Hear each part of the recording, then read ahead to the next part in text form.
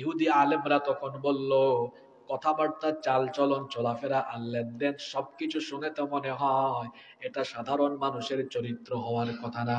Confirm হওয়ার জন্য আমরা তোমাদেরকে 3টা প্রশ্ন বলে দিচ্ছি। এই 3টা প্রশ্নের উত্তর পৃথিবীর কোন নবী ছাড়া আর কেউ দিতে পারবে না। কয়টা প্রশ্ন? আরো জোরে বলেন, কয়টা?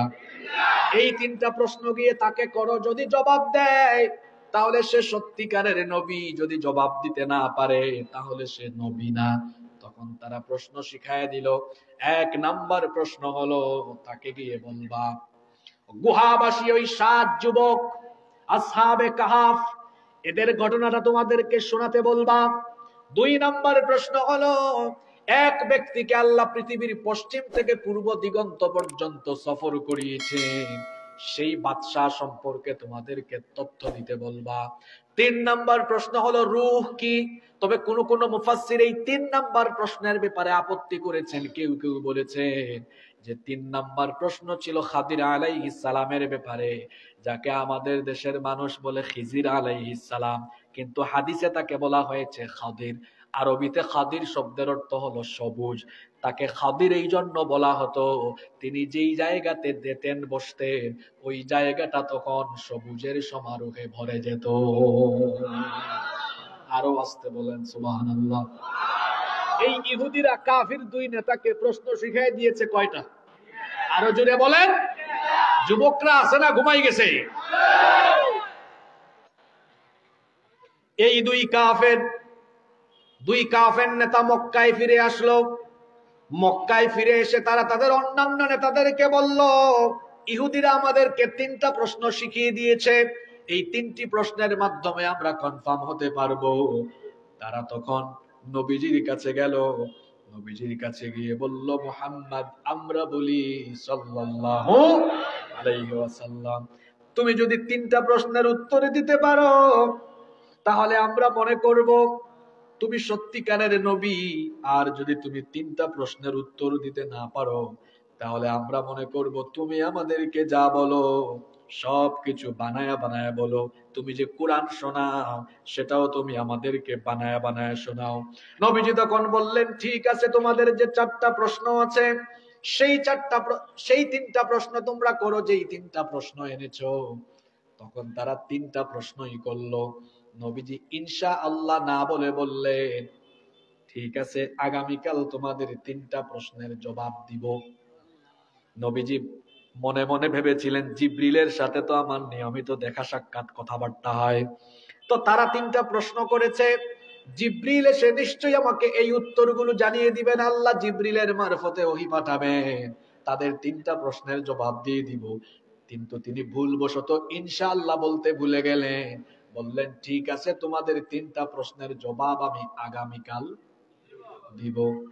পরের দিন কাফিররা আসলো, বলল, কি ব্যাপার মুহাম্মদ? আমরা বলি সাল্লাল্লাহু আলাইহি ওয়াসাল্লাম, তুমি তো বলেছিলে আগামীকাল জবাব দিবে, তো আমরা তো আসছি, এখন জবাব দাও। নবীজি তখন চুপচাপ। কাফিরদের সন্দেহ তখন বাড়ল না কমলো? কাফিররা মনে মনে খুশি, আরে এতদিনে ধরছি, এতদিনে। নবীজি তো পেরেশান, কারণ আগের রাতে জিবরিল আসেন নাই, উত্তরও জানান নাই। নবীজি তখন কাফির নেতাদেরকে বললেন, আমি আজকে উত্তর দিব না, আগামীকাল উত্তর দিব।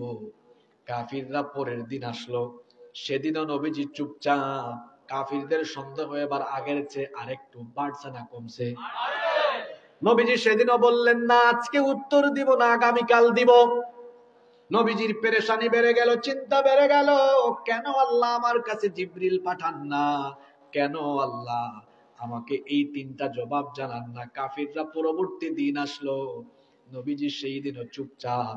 কাফিরদের সন্দেহ এবার আগের থেকে আরো বেড়েছে না কমেছে? এইরকম করে 3 দিন, 4 দিন, 5 দিন, 6 দিন, 7 দিন নয়, একটানা 15 দিন নবীজির কাছে জিবরিল আসলেন না। একটানা মোট কয় দিন? একটানা 15 দিনে ভাবে গেল। নবীজি বললেন, আগামীকাল আসো, আগামীকাল আসো। আগামীকাল করতে করতে হয়ে গেছে কয় দিন? এখন কাফিরদের সন্দেহ আগের চেয়ে বেড়েছে না কমেছে? আর এইদিকে নবীজির পেরেশানি বাড়ছে না কমছে? কাফিরদের সন্দেহ বেড়েছে আর নবীজির পেরেশানি বেড়েছে।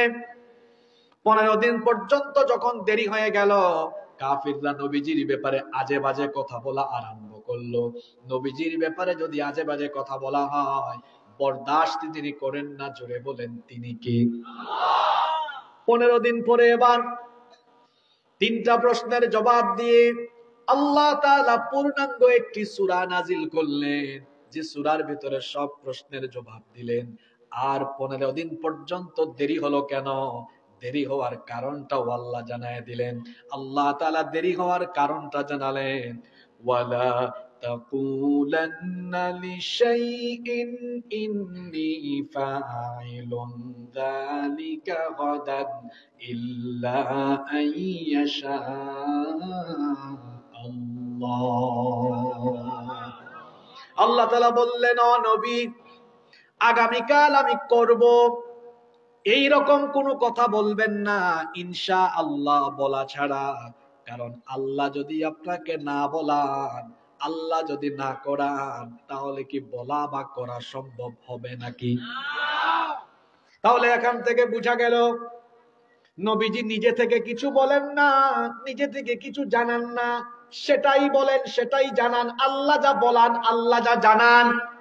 এই জন্য আল্লাহ কোরআনের অন্যত্র বলেছেন, ওয়া মা ইয়ানতিকু আনিল হাওয়া ইন হুয়া ইল্লা ওয়াহয়ুন ইউহা।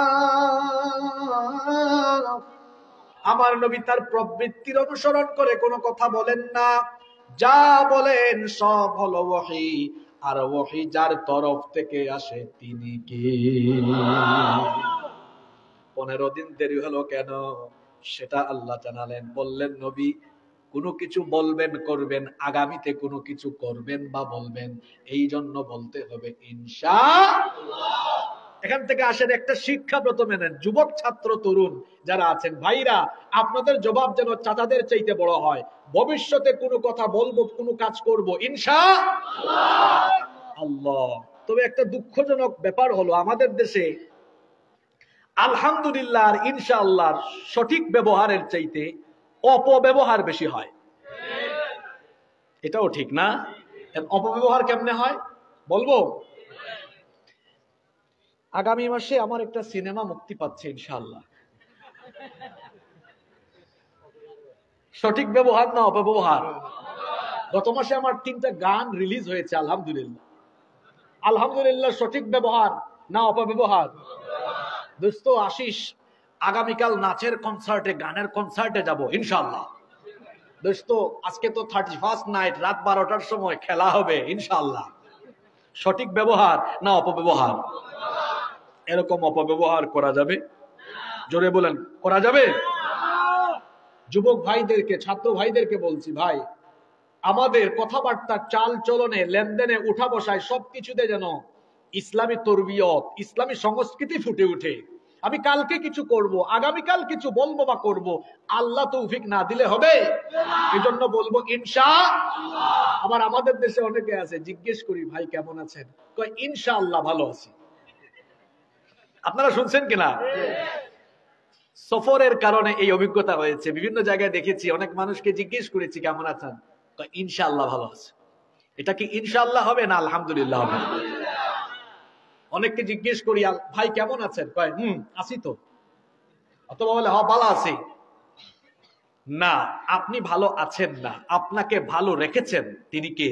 আল্লাহ। এজন্য প্রশংসা হবে কার? আল্লাহ। কোরআনের শুরুতে আল্লাহ প্রশংসা দিয়ে শুরু করেছেন। প্রথম কারণ, তিনি ভুল ত্রুটির ঊর্ধ্বে, এই জন্য শুরুতেই তার প্রশংসা করেছেন। আর দ্বিতীয় আরেকটা শিক্ষা আল্লাহ শিখিয়েছেন, সকল কাজ তার নামে হবে, আর সবকিছুর জন্য প্রশংসাও কার হবে? দুনিয়াতে যত নেয়ামত আছে, সব নেয়ামতের শ্রেষ্ঠ নেয়ামত কোরআন। এই কোরআন পেয়ে আল্লাহ বলেছেন, সর্বপ্রথম আগে আলহামদুলিল্লাহ পড়ো, আগে আল্লাহর প্রশংসা করো। দিয়েছেন কে? আল্লাহ। কেমন আছেন? উত্তর কি হবে? আলহামদুলিল্লাহ।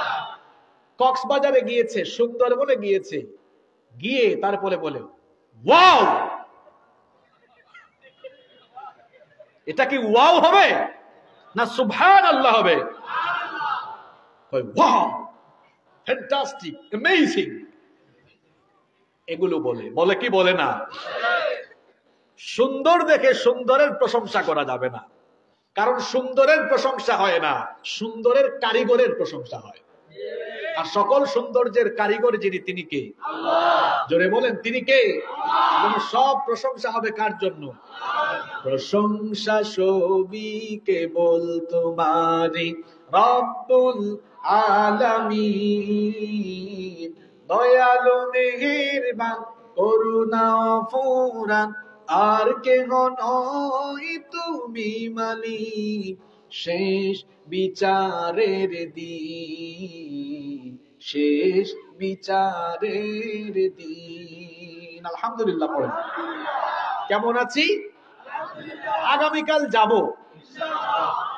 কোনো কিছু সুন্দর দেখেছি, সুবহান মাশাআল্লাহ, প্রশংসা হবে কার? বিদায়ের সময় কি হবে? Bye bye, tata. কি হবে? আল্লাহ হাফেজ, ফি আমানিল্লাহ। পারবো তো ইনশাআল্লাহ? আল্লাহ এগুলো বলার তৌফিক আমাদেরকে দাও। 15 দিন দেরি হলো কেন এই উত্তরগুলো জানাতে? নবী আপনি ইনশাআল্লাহ বলতে ভুলে গিয়েছেন, এজন্য আমরা ভুলে যাব না, আমরা বলবো, করব ইনশাআল্লাহ। এবার দেরি হওয়ার কারণ তো আল্লাহ বললেন, 3টা প্রশ্নের উত্তরও দিলেন। তার মধ্যে প্রথম প্রশ্ন ছিল আসহাবে কাহাফ সম্পর্কে। আসহাবে কাহাফ মানে কি বলেছিলাম? গুহা। আসহাবে কাহাফ মানে হলো গুহাবাসী, মানে গুহাবাসীদের ঘটনা। আমি আজকে সব ঘটনা বলবো না, যেহেতু এই অত্র অঞ্চলে প্রত্যেক বছর আসা হয়, যদি আগামী বছর এই অঞ্চলে আসা হয়, আল্লাহ তৌফিক দেন, তাহলে এই সূরার বাকি ঘটনাগুলো আমি বলবো ইনশাআল্লাহ। আজকে শুধু আমি আসহাবে কাহাফের ঘটনা শোনাবো। এখানে আসহাবে কাহাফের ঘটনা বলতে আমার 15 থেকে 20 মিনিট লাগবে। এই 15-20 মিনিট কি সবার ধৈর্য থাকবে? যুবকদের ধৈর্য থাকবে তো? বর্তমান সময়ে যুবকরা কি করবে, এখান থেকে আমরা শিক্ষা বের করব, বলেন ইনশাআল্লাহ। 15 দিন কেন দেরি হলো? আল্লাহ কারণ জানালেন।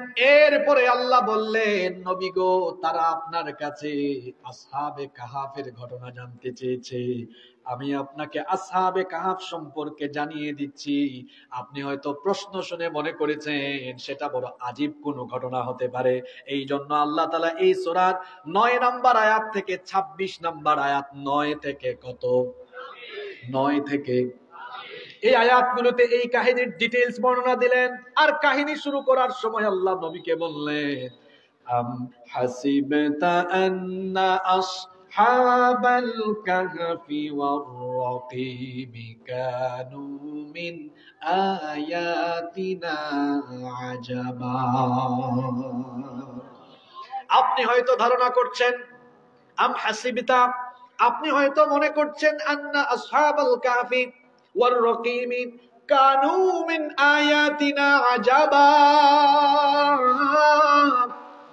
আপনি হয়তো মনে করছেন গুহাবাসী এবং রাকিববাসীদের ঘটনা আমার নিদর্শন সমূহের মধ্যে এক আশ্চর্যতম নিদর্শন।